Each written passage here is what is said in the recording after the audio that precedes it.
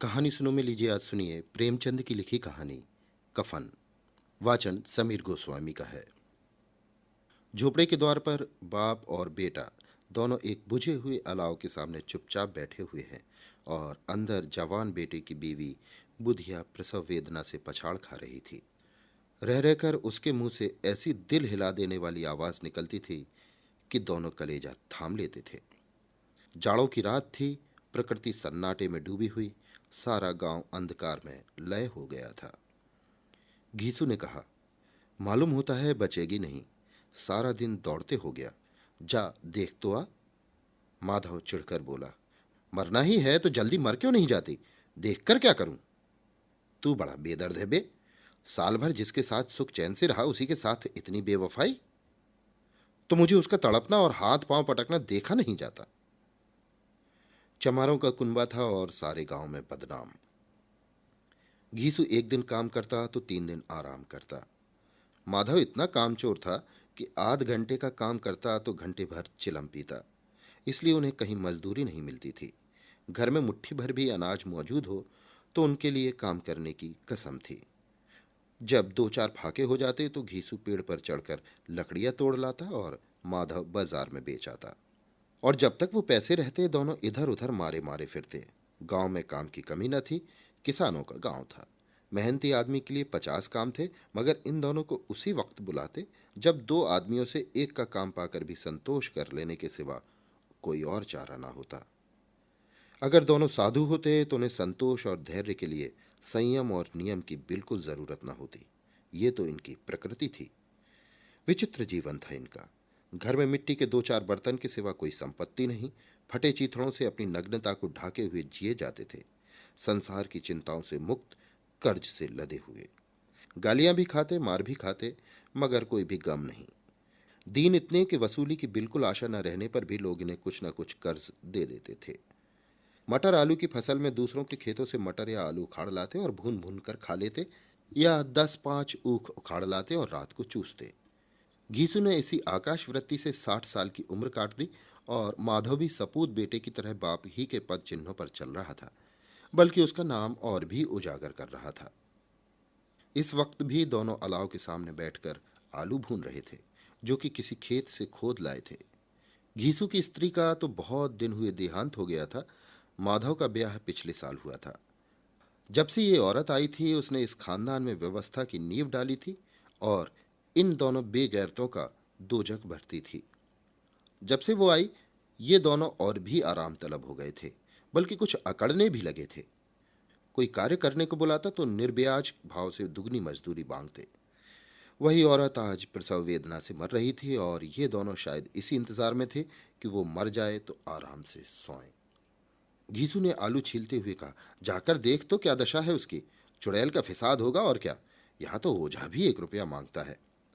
माधव को भय था कि वो कोठरी में गया तो घीसू आलू का एक बड़ा भाग साफ कर देगा। बोला, मुझे वहां जाते डर लगता है। डर किस बात का? मैं तो यहां हूं ही। तो तुम ही जाकर देखो ना। मेरी औरत जब मर गई थी तो मैं 3 दिन तक उसके पास से हिला तक नहीं, और फिर मुझसे लजाएगी कि नहीं? जिसका कभी मुंह नहीं देखा, आज उसका उघड़ा हुआ बदन देखो। उसे तन की सुध भी तो ना होगी। मुझे देख लेगी तो खुलकर हाथ पांव भी ना पटक सकेगी। मैं सोचता हूं कोई बाल बच्चा हुआ तो क्या होगा। सौंठ गुड़ तेल कुछ भी तो नहीं है घर में। सब कुछ आ जाएगा, भगवान दें तो। जो लोग अभी 1 पैसा नहीं दे रहे हैं वे ही कल बुलाकर रुपए देंगे। मेरे 9 लड़के हुए, घर में कभी कुछ ना था, मगर भगवान ने किसी ना किसी तरह बेड़ा पार ही लगाया। जिस समाज में रात दिन मेहनत करने वालों की हालत उनकी हालत से कुछ अच्छी ना थी, और किसानों के मुकाबले में वे लोग जो किसानों की दुर्बलताओं से लाभ उठाना जानते थे कहीं ज्यादा संपन्न थे, वहां इस तरह की मनोवृत्ति का पैदा हो जाना कोई अचरज की बात न थी। हम तो कहेंगे घीसू किसानों से कहीं ज्यादा विचारवान और किसानों के विचार शून्य समूह में शामिल होने के बदले बैठकबाजों की कुत्सित मंडली में जा मिलता था। हाँ, उसमें यह शक्ति न थी कि बैठकबाजों के नियम और नीति का पालन करता। इसलिए जहां उसकी मंडली के और लोग गांव के सरगना और मुखिया बने हुए थे, उस पर सारा गांव उंगली उठाता था। फिर भी उसे ये तस्कीन तो थी ही कि अगर वो फटे हाल है तो कम से कम उसे किसानों की सी जी तोड़ मेहनत तो नहीं करनी पड़ती, और उसकी सरलता और निरीहता से दूसरे लोग बेजा फायदा तो नहीं उठाते। दोनों आलू निकाल निकाल कर जलते जलते खाने लगे। कल से कुछ नहीं खाया था। इतना सब्र न था कि उन्हें ठंडा हो जाने दे। कई बार दोनों की जबानें जल गईं। छिल जाने पर आलू का बाहरी हिस्सा बहुत ज्यादा गर्म न मालूम होता, लेकिन दांतों के तले पड़ते ही अंदर का हिस्सा जबान, हलक और तालू जला देता था। और उस अंगारे को मुंह में रखने से ज्यादा खैरियत इसी में थी कि वो अंदर पहुंच जाए। वहां उसे ठंडा करने के लिए काफी सामान थे, इसलिए दोनों जल्द जल्द निकल जाते। हालांकि इस कोशिश में उनकी आंखों से आंसू निकल आते। घीसू को उस वक्त ठाकुर की बारात याद आई, जिसमें 20 साल पहले वो गया था। उस दावत में उसे जो तृप्ति मिली थी, वो उसके जीवन में एक याद रखने लायक बात थी, और आज भी उसकी याद ताजी थी। वो बोला, वो भोज नहीं भूलता। तब से फिर उस तरह का खाना और भरपेट नहीं मिला। लड़की वालों ने सबको भरपेट पूड़ियां खिलाई थी, सबको। छोटे बड़े सबने पूड़ियां खाई, और असली घी की चटनी, रायता, 3 तरह के सूखे साग, एक रसेदार तरकारी, दही, चटनी, मिठाई। अब क्या बताऊं कि इस भोज में क्या स्वाद मिला। कोई रोक टोक नहीं थी। जो चीज चाहो मांगो, जितना चाहो खाओ। लोगों ने ऐसा खाया कि किसी से पानी न पिया गया। मगर परोसने वाले हैं कि पत्तल में गर्म गर्म गोल गोल सुवासित कचौड़ियां डाल देते हैं। मना करते हैं कि नहीं चाहिए, पत्तल पर हाथ से रोके हुए, मगर वे हैं कि दिए जाते हैं। और जब सबने मुंह धो लिया तो पान इलायची भी मिली, मगर मुझे पान लेने की कहाँ सुध थी। खड़ा हुआ न जाता था। चटपट अपने कंबल में जाकर लेट गया। ऐसा दिल दरियाव था ठाकुर। माधव ने इन पदार्थों का मन ही मन मजा लेते हुए कहा, अब हमें कोई ऐसा भोज नहीं खिलाता। अब कोई क्या खिलाएगा। वो जमाना दूसरा था। अब तो सबको किफायत सूझती है। शादी ब्याह में मत खर्च करो, क्रियाक्रम में मत खर्च करो। पूछो, गरीबों का माल बटोर बटोर कर कहाँ रखोगे। बटोरने में तो कमी नहीं है, हाँ, खर्च में किफायत सूझती है। तुमने 1-20 पूड़ियां खाई होंगी। 20 से ज्यादा खाई थी। मैं 50 खा जाता। 50 से कम मैंने ना खाई होंगी। अच्छा पट्टा था। तू तो मेरा आधा भी नहीं है। आलू खाकर दोनों ने पानी पिया और अलाव के सामने वहीं अपनी धोतियां ओढ़कर पांव पेट में डाले सो रहे, जैसे दो बड़े बड़े अजगर गेंडुलियां मारे पड़े हों। और बुधिया अभी तक कराह रही थी। सवेरे माधव ने कोठरी में जाकर देखा तो उसकी स्त्री ठंडी हो गई थी। उसके मुंह पर मक्खियां भिनक रही थी। पथराई हुई आंखें ऊपर टंगी हुई थी। सारी देह धूल से लथपथ हो रही थी। उसके पेट में बच्चा मर गया था। माधव भागा हुआ घीसू के पास आया। फिर दोनों जोर जोर से हाय हाय करने और छाती पीटने लगे। पड़ोस वालों ने ये रोना धोना सुना तो दौड़े हुए आए और पुरानी मर्यादा के अनुसार इन अभागों को समझाने लगे। मगर ज्यादा रोने पीटने का अवसर न था।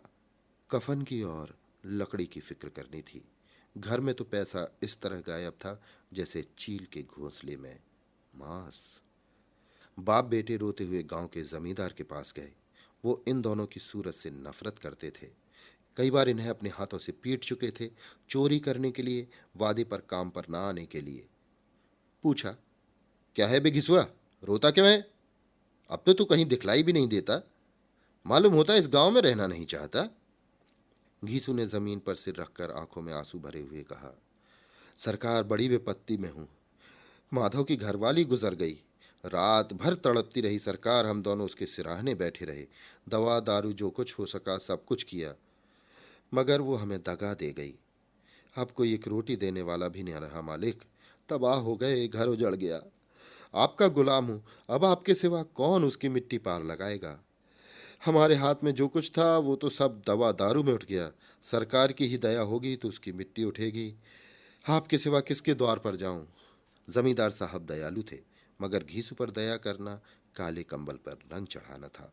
जी में तो आया, कह दें चल दूर हो जाए यहां से। यह तो बुलाने से भी नहीं आता।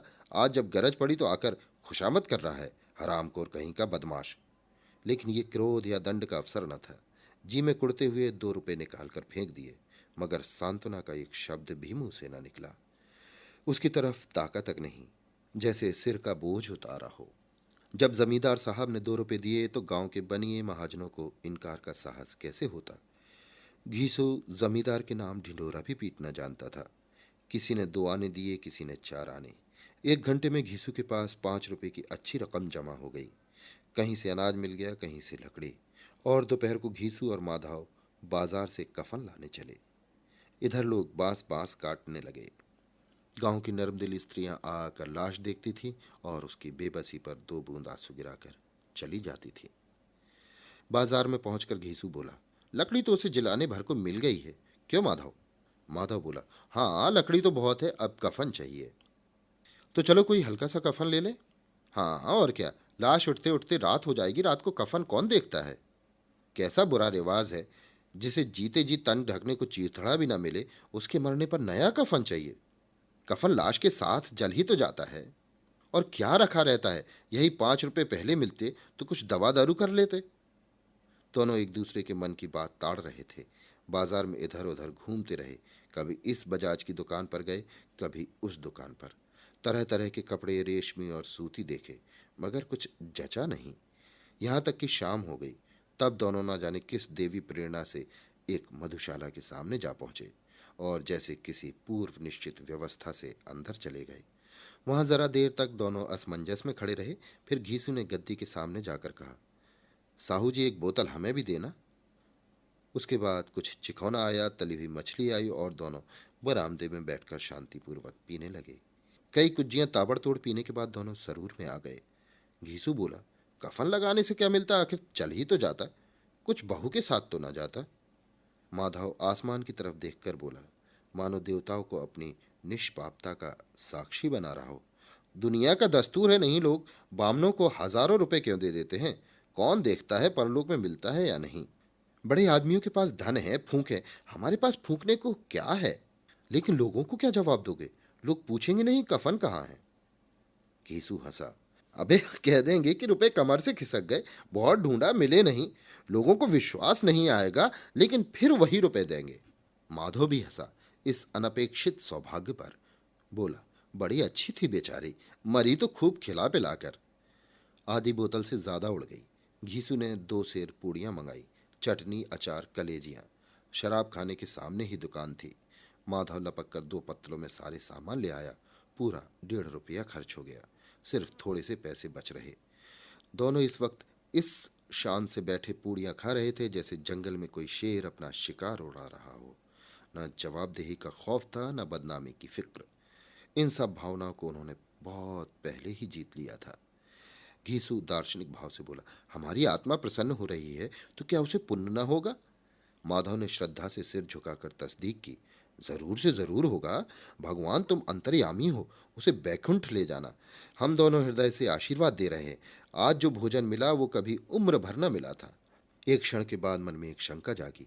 बोला, क्यों दादा, हम लोग भी एक ना एक दिन वहां जाएंगे ही? घीसू ने इस भोले भाले सवाल का उत्तर न दिया। वो परलोक की बातें सोचकर इस आनंद में बाधा न डालना चाहता था। जो वहां हम लोगों से पूछें कि तुमने कफन क्यों नहीं दिया, तो क्या कहेंगे? कहेंगे तुम्हारा सिर। पूछेगी तो जरूर। तू कैसे जानता है कि उसे कफन न मिलेगा? तू मुझे ऐसा गधा समझता है? 60 साल का दुनिया में घास खोदता रहा हूं, उसको कफन मिलेगा और बहुत अच्छा मिलेगा। माधव को विश्वास न आया। बोला, कौन देगा? रुपए तो तुमने चट कर दिए, वो तो मुझसे पूछेगी। उसकी मांग में तो सिंदूर मैंने डाला था। घीसू गर्म होकर बोला, मैं कहता हूं उसे कफन मिलेगा, तू मानता क्यों नहीं? कौन देगा, बताते क्यों नहीं? वही लोग देंगे जिन्होंने अब की दिया है। हाँ, अब की रुपए हमारे हाथ ना आएंगे। ज्यों ज्यों अंधेरा बढ़ता था और सितारों की चमक तेज होती थी, मधुशाला की रौनक भी बढ़ती जाती थी। कोई गाता था, कोई डींग मारता था, कोई अपनी संगी के गले में लिपट जाता था, कोई अपने दोस्त के मुंह में कुल्हड़ लगाए देता था। वहां के वातावरण में सरूर था, हवा में नशा। कितने तो ये एक चुल्लू में मस्त हो जाते थे। शराब से ज्यादा यहाँ की हवा नशा करती थी। जीवन की बाधाएं यहाँ खींच लाती और कुछ देर के लिए ये भूल जाते कि वे जीते हैं कि मरते, या ना जीते हैं ना मरते हैं। और ये दोनों बाप अब भी मजे ले लेकर चुस्कियां ले रहे थे। सबकी निगाहें इनकी ओर जमी हुई थी। दोनों कितने भाग्य के बली हैं। पूरी बोतल बीच में है। भरपेट खाकर माधव ने बची हुई पूड़ियों का पत्तल उठाकर एक भिखारी को दे दिया, जो खड़ा इनकी ओर भूखी आंखों से देख रहा था और देने का गौरव, आनंद और उल्लास का अपने जीवन में पहली बार अनुभव किया। घीसे ने कहा, ले जा, खूब खा और आशीर्वाद दे। जिसकी कमाई है वो तो मर गई, मगर तेरा आशीर्वाद उसे जरूर पहुंचेगा। रोए रोए से आशीर्वाद दो, बड़ी गाढ़ी कमाई के पैसे हैं। माधव ने फिर आसमान की तरफ देखकर कहा, वहां बैकुंठ में जाएगी दादा, बैकुंठ की रानी बनेगी। घीसू खड़ा हो गया और जैसे उल्लास की लहरों में तैरता हुआ बोला, हाँ बेटा, बैकुंठ में जाएगी।